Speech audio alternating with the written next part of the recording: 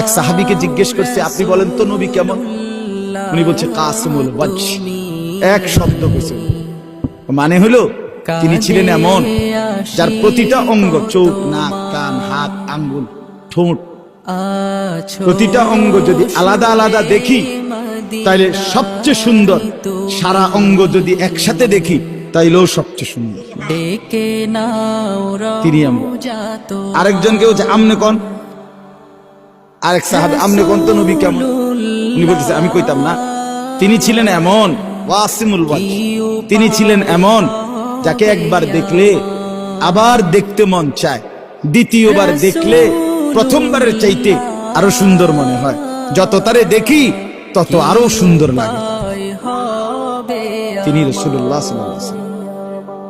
আহা মুসলমান, কাকে ছেড়ে দিলাম, কার সুন্নাত ছেড়ে দিলাম?